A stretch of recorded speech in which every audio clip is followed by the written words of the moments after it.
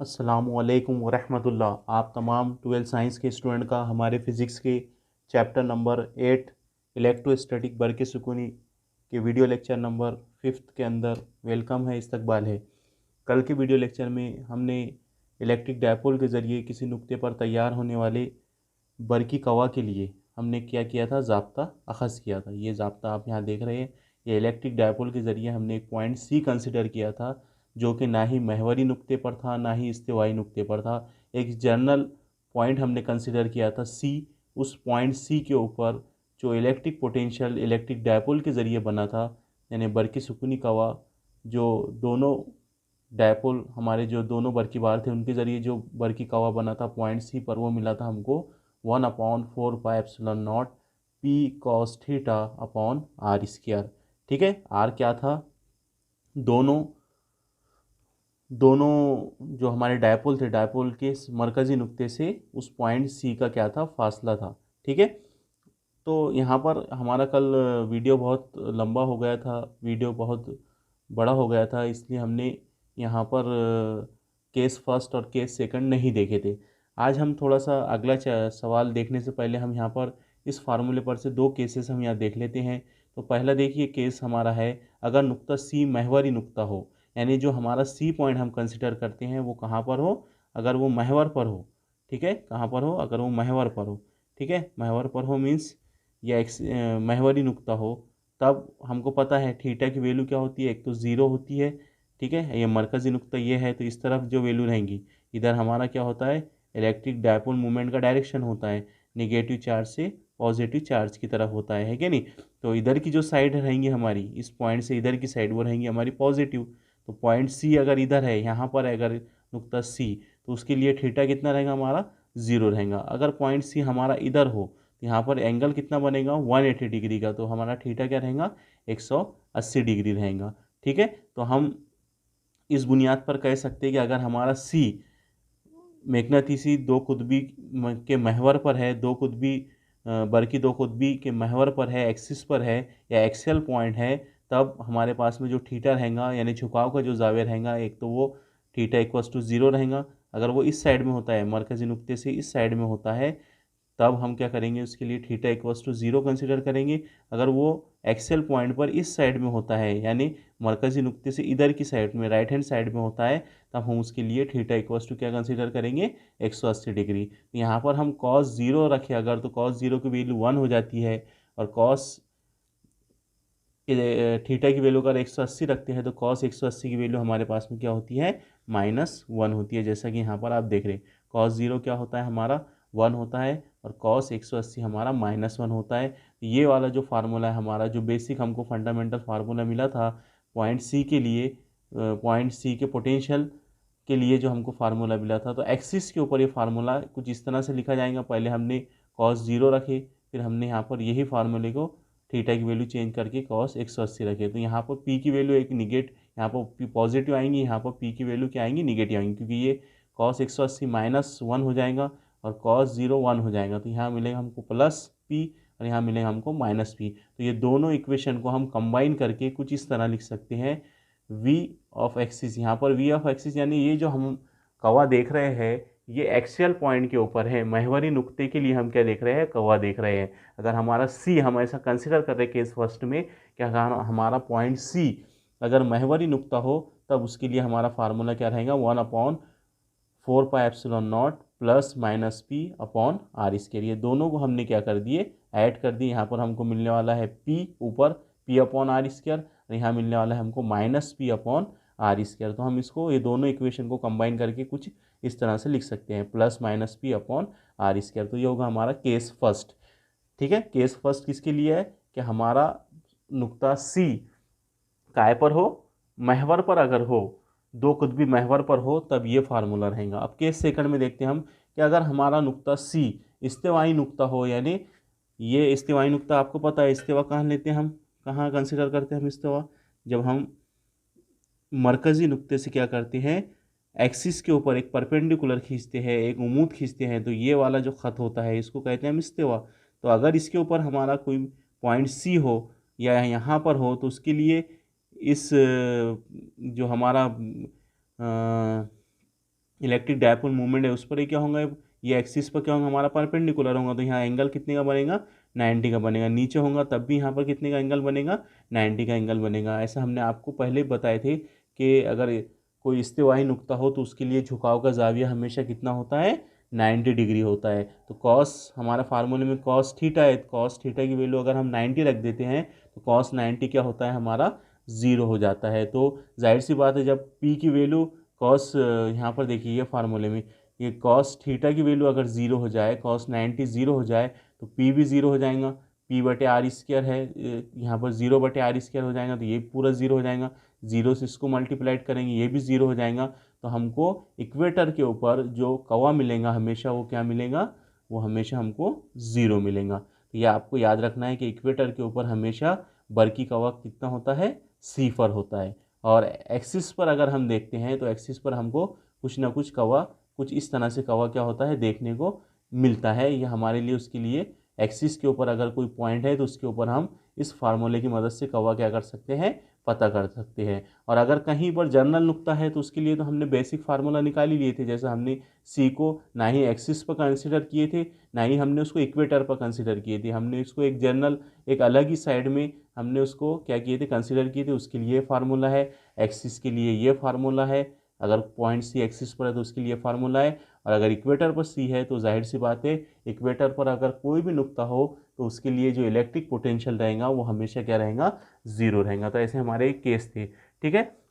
अब ये वाला जो फार्मूला है हमारा मेन फार्मूला जो है इक्वेशन नंबर ए, उसको हम इस फॉर्म में भी क्या कर सकते हैं, वेक्टर डॉट प्रोडक्ट की शक्ल में भी हम उसको लिख सकते हैं। जस्ट ये आपको देखना है, ठीक है, आपको यहाँ पर लिख के दिया गया है। आज का हमारा जो सवाल है, नया सवाल आज के हमारा इस वीडियो लेक्चर में हम ये सवाल, नया सवाल हमारे लिए है आज का टॉपिक हमारे लिए कि बहुत सारे बरकी बारों के निज़ाम में, अब यहाँ पर देखिए बरकी बार बहुत सारे हैं तो इसको हम बोल सकते हैं सिस्टम ऑफ चार्ज, ठीक है। और सिस्टम ऑफ चार्ज के ज़रिए पैदा होने वाले बरकी सुकूनी कवा के लिए ज़ाब्ता कीजिए, ज़ाब्ता अखज़ कीजिए। तो यहाँ पर क्या बोला जा रहा है सवाल में कि हमारे पास में बहुत सारे बरकी बार है और हमारे पास में सिर्फ एक पॉइंट है, सिर्फ क्या है, एक पॉइंट है, और वो पॉइंट के अतराफ़ में सारे बरकी बार क्या है, मौजूद है। तो उस सारे बरकी बार के ज़रिए उस पॉइंट पी पर या उस नुक्ते पर, जो नुक्ता हमको दिया गया उस नुक्ते पर हमको क्या करना है, इलेक्ट्रिक पोटेंशियल पता करना है। यहाँ पर ये याद रखिए यहाँ पर दो चार्ज नहीं है, जैसे डायपोल के अंदर दो चार्ज के जरिए देख रहे थे हम किसी नुक्ते पर सी पर इलेक्ट्रिक पोटेंशियल। यहाँ पर क्या बताया जा रहा है, बहुत सारे बरकी बार। बहुत सारे बरकी बार से मुराद होगा Q1 Q2 Q3 Q4 Q5 dash dash dash, आखिरी हमारा जो रहेगा बरकी बार वो हम Qn कंसिडर करेंगे। तो इतने बरकी बार है और हमारे पास में यूनिट पॉइंट, चार यूनिट, एक ही पॉइंट है, ठीक है। और उस पॉइंट के ऊपर हमको क्या करना है, इलेक्ट्रिक पोटेंशियल पता करना है। तो डायग्राम देख लीजिए, आपको समझ में आ जाएगा, बहुत इजी क्वेश्चन है। जैसे इलेक्ट्रिक डायपोल मूवमेंट में दो चार्ज थे हमारे पास में, और डायपोल में एक पॉजिटिव होता है एक निगेटिव होता है, यहाँ ऐसा नहीं है, ठीक है। यहाँ पर दिया हुआ नहीं हमको चार्ज कौन सा है, हम सिर्फ उसको Q1 Q2 और Q3 के नाम से क्या करेंगे यहाँ पर पहचानेंगे, ठीक है। तो यहाँ पर देखिए आप एक पॉइंट कंसिडर किया हमने, पॉइंट P, ठीक है। ये आप यहाँ पर शक्ल में देख रहे हैं पॉइंट P आपको दिखाई दे रहा है, ये है हमारा पॉइंट P, ठीक है। अब ये पॉइंट P से देख रहे हैं आप, यहाँ पर एक पहला बरकी बार है Q1, दूसरा बरकी बार है Q2, तीसरा बरकी बार है Q3, ऐसे बहुत सारे Q4 Q5 बरकी बार है, और आखिरी जो बरकी बार है वो क्या है, Q1 है, ठीक है। तो अब हम कंसिडर करते हैं कि P से Q1 का जो फासला है वो R1 है, P से Q2 का जो फासला है वो R2 है, P से Q3 का जो फासला है वो R3 है, P से Qn का जो फासला है वो Rn है। अब आपको पता है कि ये बरकी बार है, तो ये बरकी बार की वजह से इसके ऊपर भी क्या करेगा, कवा अमल करेगा, इस बरकी बार के ज़रिए इस पॉइंट P पर इनफरादी तौर पर कवा अमल करेगा। इसी तरह से Q2 चार्ज के ज़रिए इस पॉइंट P पर इनफरादी तौर पर कवा अमल करेगा।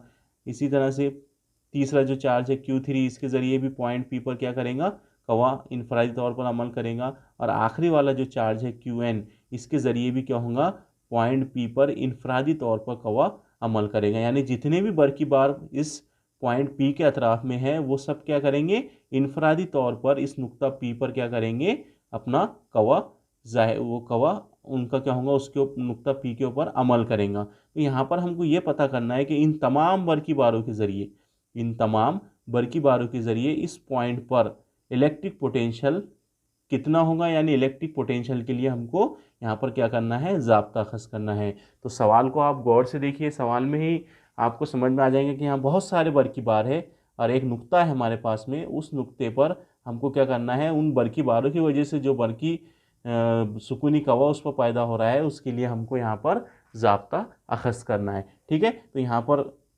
आप डायग्राम के बारे में वही लिखा हुआ है, आप यहाँ पर पढ़ सकते हैं जो मैंने अभी आपको थोड़ी देर पहले समझाया हूँ।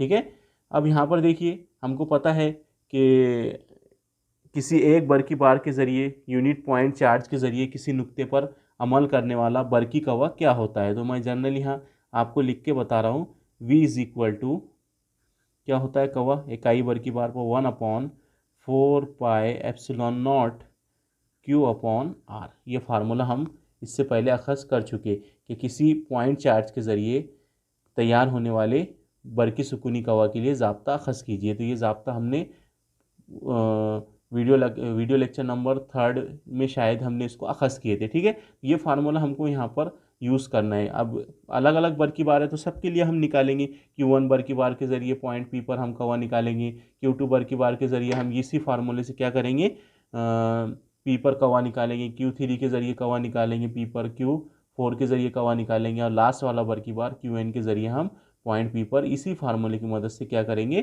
कवा निकालेंगे। फिर हम क्या करेंगे, टोटल कवा अगर हमको पता करना है तो हम सबकी जमा कर देंगे। ठीक है, तो अभी आप समझ जाएंगे, बहुत इजी है ये क्वेश्चन। आपको अगर ये क्वेश्चन, ये वाला ज़ाब्ता अगर याद है कि इकाई बर की बार के ज़रिए तैयार होने वाला किसी नुक्ते पर बर की कवा V is equal to 1/4πε0 Q upon R होता है। तो हम यहाँ पर क्या कर रहे हैं, 1/4πε0 बार बार आने वाला है, हर बार आने वाला है, हर बर की बार के अंदर ये तो कांस्टेंट रहने वाला है 1/4πε0। तो हम यहाँ क्या कंसिडर कर रहे हैं कि 1/4πε0 को हम क्या फ़र्ज़ करके चलेंगे, के। तो जब भी 1/4πε0 आएगा उसकी जगह पर हम क्या लिखेंगे, के लिखेंगे। तो इतना आपको याद रखना है, ये फार्मूले की अभी ज़रूरत पड़ने वाली है। अब देखिए यहाँ पर, अब हम 1 बाय 1 देखेंगे कि ये जो हमारा पहला चार्ज है, Q1 चार्ज के ज़रिए पॉइंट P पर, Q1 चार्ज के ज़रिए पॉइंट P पर अमल करने वाला कवा क्या होगा, V1 नाम देंगे हम उसको। V1 इज इक्वल टू क्या होगा, 1/4πε0। चार्ज का नाम क्या आ जाएगा, Q1 अपॉन R1। इसका फासला क्या है यहाँ पर, R1। ठीक है, आ रही बात समझ में आपको। चलिए, अब इसी तरीके से दूसरा बर की बार लेंगे हम, उसके ज़रिए नुक्ता P पर तैयार होने वाला कवा क्या लेंगे हम, इसको नाम दे देंगे V2 इज इक्वल टू 1/4πε0, यानी इसकी जगह K रखेंगे हम।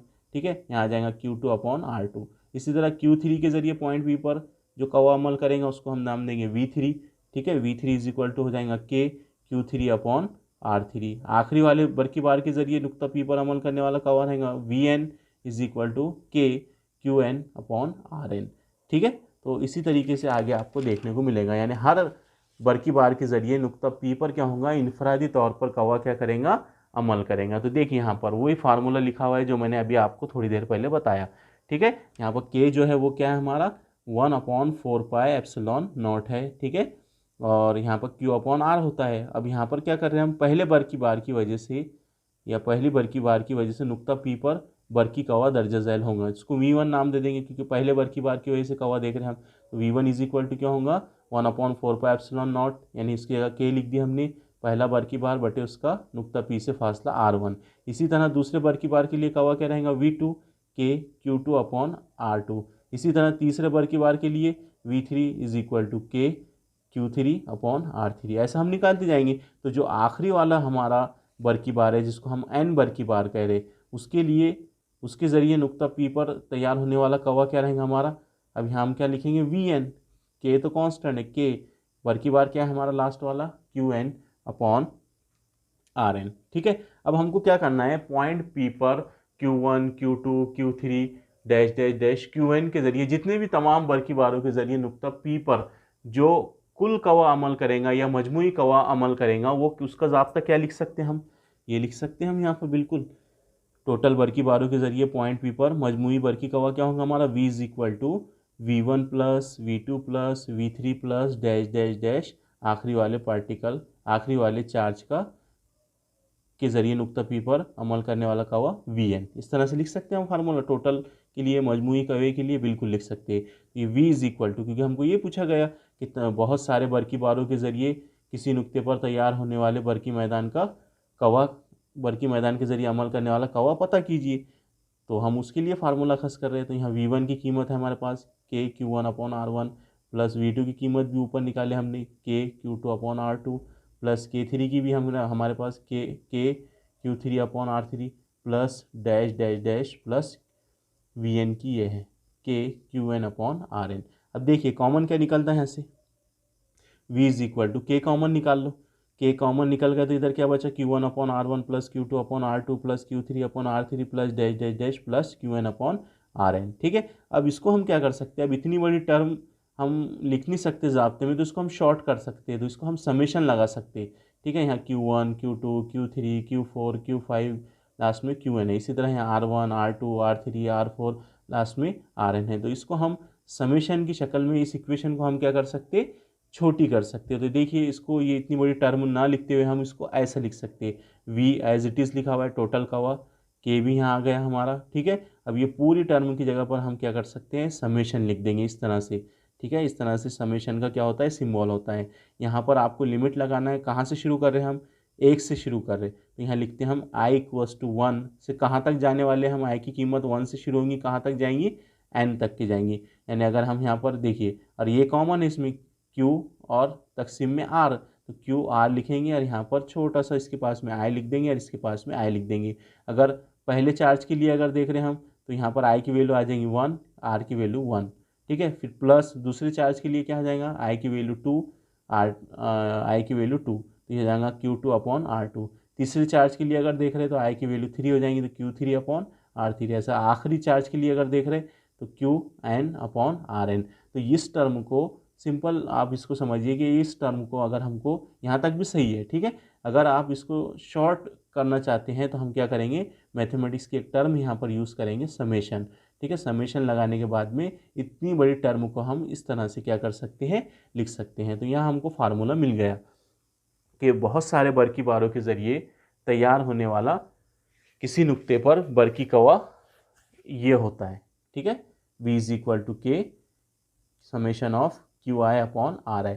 अब यहाँ पर K की वैल्यू रख दो। K की वैल्यू क्या थी, 1/4πε0, ये रख दिया हमने 1/4πε0 समेशन ऑफ QI/RI। बहुत सिंपल क्वेश्चन है, कुछ नहीं करना है, बस एक पॉइंट P कंसिडर करना है, उसके अतराफ में बहुत सारे बरकी बार बनाना है। ठीक है, आप चाहे उतने जितने चाहे उतने बना सकते हैं। हमने 3 ही बनाए थे, 3 से ही हम जल्दी से हमने उसको एक्सप्लेन कर लिया और इजीली सॉल्व कर लिए। तो यहाँ आप 3 से 4 बरकी बार कंसिडर कीजिए, उनको नुक्ता P से मिलाइए और उनका फासला आप लिख दीजिए R1 R2 R3 Rn। फिर आप क्या कीजिए कि आपको पता है एक यूनिट चार्ज के ज़रिए, एक नुक्ता नुमा बरकी बार के ज़रिए तैयार होने वाले बरकी कवा का ज़ाब्ता आपको पता है, V is equal to 1/4πε0 Q/R। इसका आप इस्तेमाल कीजिए पहले बरकी बार के लिए, दूसरे बरकी बार के लिए, तीसरी बरकी बार के जरिए लिए, फिर आखिरी बरकी बार के लिए। फिर टोटल कवा अगर आपको पता करना है तो इन तमाम बरकी बारों को आप क्या कर लीजिए, इनकी जमा ले लीजिए, इनका मजमुआ ले लीजिए और वहाँ से K को कॉमन निकाल लीजिए। तो आपको जो इक्वेशन मिलेंगी, जो आपको फार्मूला मिलेगा, वो टोटल कवा का रहेगा। वो तमाम बरकी बारों के ज़रिए उस नुक्ता P पर अमल करने वाले बरकी कवा का वो क्या रहेगा, ज़ाब्ता रहेगा। तो उम्मीद करता हूँ मैं कि आपको ये क्वेश्चन समझ में आया होगा। अब अगला क्वेश्चन देखिए हमारे पास में है कि 2 बरकी बार हैं। आप देखिए, अब 2 नुक्ता नुमा बरकी बार, अब डायपोल मूवमेंट नहीं है। डायपोल मूवमेंट में क्या होता है, एक पॉजिटिव चार्ज होता है, एक निगेटिव चार्ज होता है। अब ये डायपोल मूवमेंट की तरह ही क्वेश्चन है, लेकिन यहाँ पर हमको देखिए क्या पूछ रहा है, इलेक्ट्रिक पोटेंशियल नहीं पूछ रहा है हमको इलेक्ट्रिक पोटेंशियल एनर्जी पूछ रहा है। सवाल में देखिए 2 बरकी बार लेना है हमको, 2 नुक्ता नुमा बरकी बार।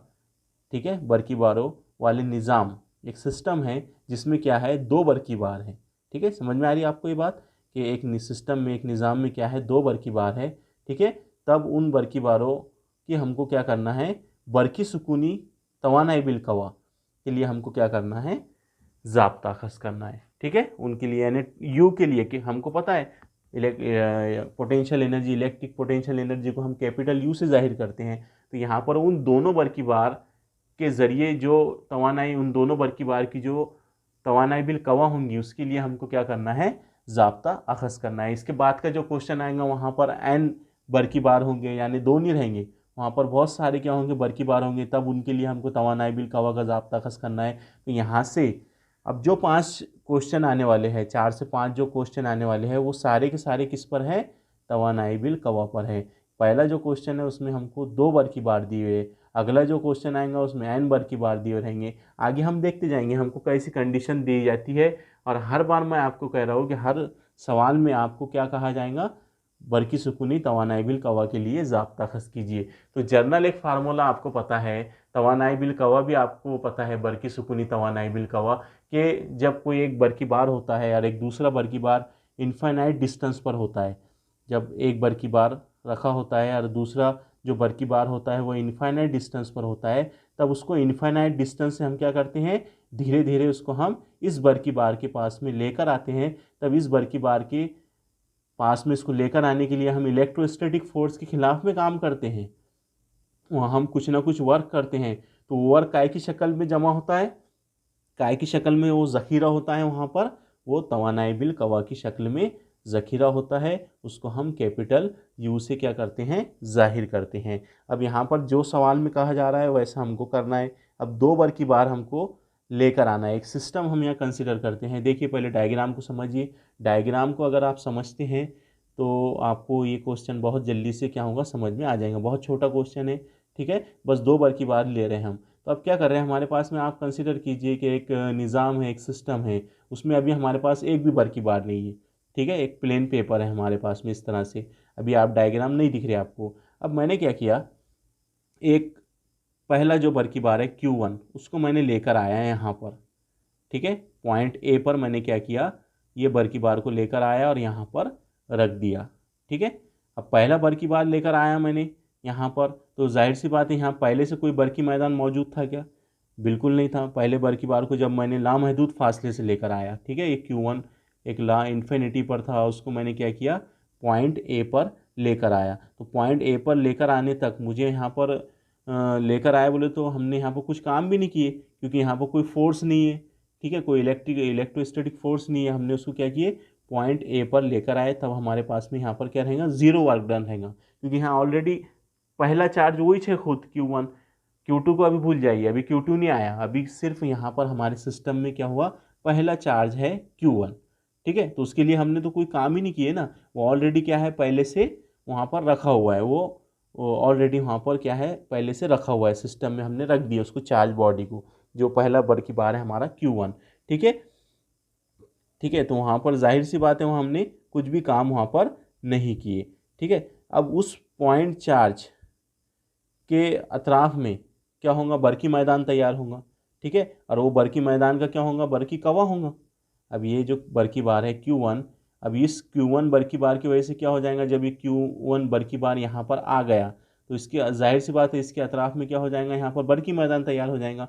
जहाँ बरकी मैदान तैयार हो जाता है तो बरकी मैदान के हर नुक्ते पर कुछ ना कुछ हमको क्या मिलता है, पोटेंशियल मिलता है। तो उसका ज़ाब्ता भी हमको अभी हमने थोड़ी देर पहले यूज़ किए कि इकाई बरकी बार के ज़रिए तैयार होने वाले बरकी कवा का ज़ाब्ता हमने अभी इस्तेमाल किए थोड़ी देर पहले, आपको याद होगा, V=1/4πε0 Q/R, ये फार्मूला यूज़ होगा। अब ये बर की बार आ गया पॉइंट ए के ऊपर, Q1 यहाँ पर है, इससे पहले कोई बर की बार नहीं था। अब हमने यहाँ पर देखे पॉइंट ए पर हमारा पहला बर की बार Q1 है। अभी इससे आप कंफ्यूज मत होइए कि यहाँ हमको कोऑर्डिनेट सिस्टम दिखाई दे रहा है XYZ, ठीक है, ये हम एक जस्ट इसको हमने रेफरेंस पॉइंट के तौर पर क्या किए, यहाँ पर इस्तेमाल किए। तो पहला चार्ज बस आप इस पर ध्यान दीजिए यहाँ पर, तो पॉइंट ए के ऊपर हमने पहला चार्ज रखा हुआ है हमारा Q1। अब क्या किया हमने, इन्फिनिटी से अब दूसरा जो चार्ज है Q2 उसको हमने धीरे धीरे धीरे धीरे धीरे लेकर कहाँ पर आए, पॉइंट बी पर लेकर आ गए, ठीक है। अब यहाँ हमको काम करना पड़ा होगा, क्यों, क्योंकि यहाँ पॉइंट ए पर पहले से क्या था, Q1 बर की बार था, उसके अतराफ में क्या था, यहाँ बरकी मैदान था। अब बरकी मैदान पर इन्फिनिटी पर दूसरा चार्ज था हमारा Q2। अब वो Q2 को हमने क्या किए, इनफाइनाइट डिस्टेंस से, इन्फिनिटी से उठाकर हमने क्या किए, हमने उसको पॉइंट बी पर लेकर आए। तो जाहिर सी बात है यहाँ पर इलेक्ट्रोस्टैटिक फोर्स होंगी, क्योंकि ये एक पॉजिटिव चार्ज है, ये एक दूसरा पॉजिटिव चार्ज है, तो इलेक्ट्रोस्टैटिक फोर्स पैदा होंगी जो कि रिपल्सिव नेचर की होंगी। तब उसके खिलाफ हमने क्या किया, उसको धीरे धीरे धीरे पॉइंट बी पर लेकर आए। तो यहाँ हमने कुछ ना कुछ काम किए। तो हमको Q1 चार्ज के लिए कुछ काम नहीं करना पड़ा, Q2 चार्ज के लिए हमने यहाँ पर क्या किए, कुछ काम किए। तो यहाँ पर हम कंसिडर करते कि पॉइंट ए पर हमारा पहला चार्ज है अभी Q1 और पॉइंट बी पर क्या है, हमारा दूसरा चार्ज है Q2। अब ये पॉइंट ए और पॉइंट बी को हमको बताना है कि ये कहाँ पर है, किसके रिस्पेक्ट में है। तो हमने यहाँ पर क्या किए, एक मुहद्दिदी निज़ाम कोऑर्डिनेट सिस्टम यहाँ पर यूज़ किए। यहाँ पर 3 एक्सिस देख रहे हैं हम, इसको ही हम क्या कहते हैं, कोऑर्डिनेट सिस्टम। उर्दू में कहा जाता है इसको मुहद्दिदी निज़ाम। एक एक्स महवर है हमारे पास में, एक वाई महवर है जो कि एक मुस्तवी में है एक्स और वाई, और जो जेड महवर है वो कुछ इस तरह से, जैसा पेन। उमूदी क्या है, ये हमारे सतह पर क्या है, ऐसा उमूदन है, परपेंडिकुलर है। तीसरा महवर जेड, आपको मालूम है ये 2 महवर मुस्तवी पर रहेंगे, तीसरा महवर क्या रहेगा, उस मुस्तवी पर उमूद रहेगा। तो हमने यहाँ पर बस ये जो हमने coordinate system X Y Z axis consider किए, तो ये काय के लिए कंसिडर किए हमने, कि भाई यहाँ से ये है पॉइंट ओ, ठीक है, कि इसके पॉइंट ओ से जो हमारा पहला जो बरकी बार है Q1 वो ओ ए डिस्टेंस पर है, यानी ओ ए डिस्टेंस को हम यहाँ कंसिडर कर लेंगे R1 वेक्टर। R1 जो है हमारा यहाँ पोजीशन वेक्टर रहेगा चार्ज Q1 के लिए, ठीक है, चार्ज Q1 के लिए ये होगा हमारा पहला पोजीशन वेक्टर। इसी तरह से हम बताएंगे कि ओरिजिन से, मब्दे से पॉइंट बी यहाँ पर है, ठीक है। तो हमने यहाँ पर एक लाइन ड्रॉ कर ली, तो ये हमारा कौन सा वेक्टर कहलाएगा, सेकंड वाला पोजीशन वेक्टर। इसको नाम देंगे हम R2। R2 किसका पोजीशन वेक्टर है, ओ से लेकर बी तक का जो ओ से लेकर बी पर जो बरकी बार मौजूद है उसका वो क्या है, पोजीशन वेक्टर है। और यहाँ पर R1 क्या है, Q1 का पोजीशन वेक्टर है। बस इसको हमने एक पोजीशन देने के लिए, एक मुकाम देने के लिए क्या किए, पॉइंट ए और पॉइंट बी को हमने एक कोऑर्डिनेट से यानी एक ओरिजिन से हमने क्या कर दिए, जोड़ दिए। हमने यहाँ से बताए ओ ए हमारा R1 है और ओ बी हमारा क्या है, R2 वेक्टर है, ठीक है। तो R1 और R2 क्या है यहाँ पर, पोजीशन वेक्टर है। आ गया आपको समझ में। मेन काम हमारा ये था, पॉइंट ए और पॉइंट बी, ठीक है। बाद में हमने ये सिर्फ एक मुकाम के लिए, एक पोजीशन के लिए हमने क्या किया कि भाई किस रेफरेंस पॉइंट हमने यूज़ किए कि भाई कहाँ पर रखे हुए हैं, ठीक है। जैसे हम बताते हैं, हम जब हमने आपको पोजीशन वेक्टर पढ़ाए थे 11 के अंदर, तो अगर आपको पूछा जाए कि आप 12 के स्टूडेंट हैं, तो इससे ये एक्सप्लेन नहीं हो रहा। चलो ये तो समझ में आ रहा है कि आप 12 के स्टूडेंट, लेकिन आप कौन से कॉलेज, अगर आप कॉलेज का नाम बोल देते हैं कि आप कलंदरिया के स्टूडेंट हैं, तो कलंदरिया जो हो गया ये आपके लिए रेफरेंस पॉइंट हो गया, ठीक है। तो जाहिर सी बात है इससे बहुत कुछ समझ में आ जाएगा कि आप कलंदरिया जूनियर कॉलेज मंगरूल पीर में क्या करते हैं, 12 साइंस में आप स्टडी करते हैं। तो ये क्या होता है, एक रेफरेंस पॉइंट होता है। तो यहाँ पॉइंट ए और पॉइंट बी के लिए हमने क्या किया, यहाँ पर एक कोऑर्डिनेट सिस्टम यानी रेफरेंस पॉइंट यहाँ पर इस्तेमाल किए।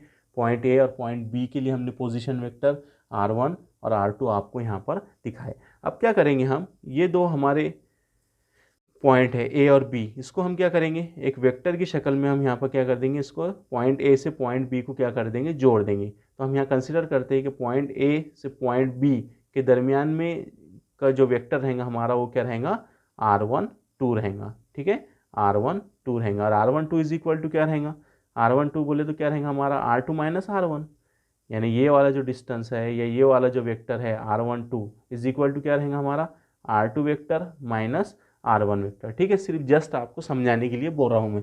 तो यहाँ पर बहुत सिंपल है, लिखा के दिया गया। फर्ज कीजिए कि दो नुक्ता नुमा बरकी बार Q1 और Q2 है। अगर नुक्ताओं को उनके रेफरेंस पॉइंट हवाला नुक्ता मानकर एक मुहद्दिदी निज़ाम कोऑर्डिनेट सिस्टम तैयार किया करे, तब उन दोनों बरकी बारों को मुकामी सिमतिया पोजीशन वेक्टर बिलतरतीब R1 और R2 होंगे, ठीक है।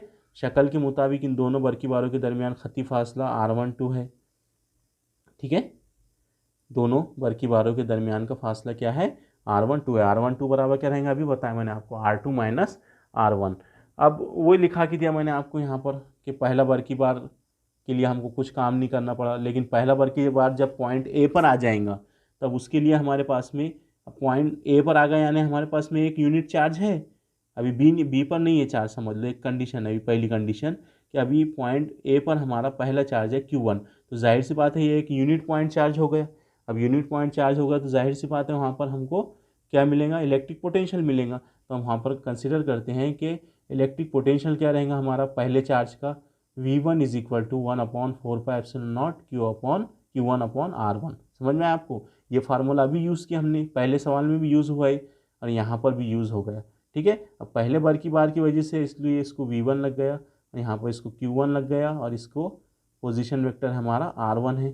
ठीक है, ये आ गया यहाँ पर R1, यानी पॉइंट O से पॉइंट A का जो फासला है वो क्या है हमारा R1 है। तो यही फार्मूला हमने पहले भी यूज़ किए, इस सवाल में भी हमने इसको यूज़ किए। ये होगा हमारी इक्वेशन नंबर 1। ठीक है, अब दूसरा जो वर्क की बार है ये Q2, ये तो इन्फिनिटी पर था, अब इसको लेकर आ रहे हैं हम इन्फिनिटी से कहाँ पर, पॉइंट B पर। तो पॉइंट B पर जब हम लेकर आएंगे तो क्या होगा, हम इलेक्ट्रोस्टैटिक फोर्स यानी बरकी सुकूनी कुव्वत के खिलाफ कुछ ना कुछ काम करेंगे। तो वो काम क्या होगा, फिर काम बराबर क्या होगा, वर्क इज इक्वल टू क्या होगा, वर्क बराबर आपने फार्मूला पढ़े होंगे, इससे पहले हमारा फार्मूला आ गया कि W इज इक्वल टू क्या होता है, कवा बरकी कवा ज़रा बरकी बार। कौन से बरकी बार को लेकर आए हमने, Q2 को।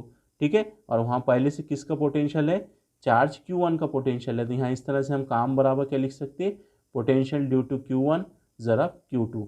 ठीक है, तो ये इक्वेशन भी जो है इसको भी आप पहले देख सकते हैं, ये भी हमारे पास में जो वर्क होता है वो क्या होता है, कवा और बरकी बार का हासिल ज़रब क्या होता है हमारा, वर्क होता है। ठीक है, तो इस फार्मूले में W को लिख दीजिए आप, वर्क को जैसे कि वैसे W से यहाँ जाहिर किया हमने।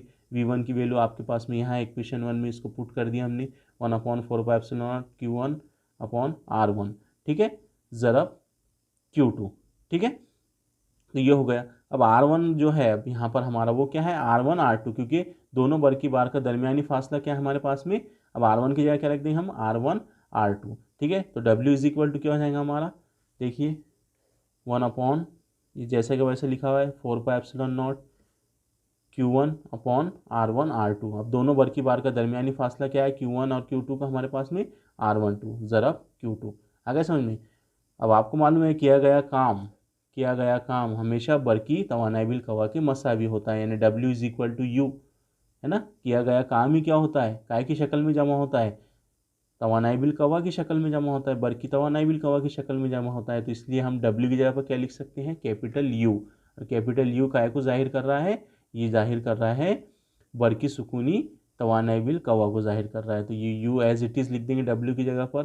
ठीक है, 1/4πε0 Q1 ज़रब Q2 को लिख दीजिए आप, अपॉन नीचे R1 R2। तो ये है हमारा दो नुक्ता नुमा बरकी बारों वाले निज़ाम की बरकी सुकूनी तवानाई बिल कवा का ज़ाब्ता। ठीक है, तो उम्मीद करता हूँ मैं कि आज का हमारा वीडियो लेक्चर आपको समझ में आया होगा। इसकी नोट्स भी आपके पास में हैं। आप जब वीडियो लेक्चर देखते हैं तो इस नोट्स को सामने रखिए, 1 से 2 मरतबा इसकी प्रैक्टिस कीजिए और जहन में रखिए। बार बार आप देख रहे सवाल थोड़ा सा चेंज हो रहा है। ठीक है, सवाल चेंज हो रहे हैं, इसको आप आपकी समरी के लिए छोटे छोटे हिस्सों में तकसीम कर दो। गॉस लॉ के लिए 3 क्वेश्चन, ठीक है। उसके बाद में हमने देखे थे कि इलेक्ट्रिक पोटेंशियल शुरू है हमारा, यहाँ तक के तो इलेक्ट्रिक पोटेंशियल ही चला। अब हमको क्या किसके बारे में देखना है, इलेक्ट्रिकल पोटेंशियल एनर्जी के बारे में देखना है। ठीक है, तो इस तरह से आप अगर इसकी समरी बनाते हैं, इसकी ट्री डायग्राम बनाते हैं कि भाई 3 क्वेश्चन एक टॉपिक पर है। ठीक है, एक टॉपिक है, सेम इक्वेशन आती है और हम क्या करते हैं, क्वेश्चन सॉल्व करते हैं। तो ऐसा आपको करना है और इस तरह से इस चैप्टर की आपको स्टडी करना है। तो आज के लिए इतना ही। कल के वीडियो लेक्चर में इसी से रिलेटेड हम अगला सवाल देखेंगे। आज के लिए इतना ही। खुदा हाफिज़, थैंक्स।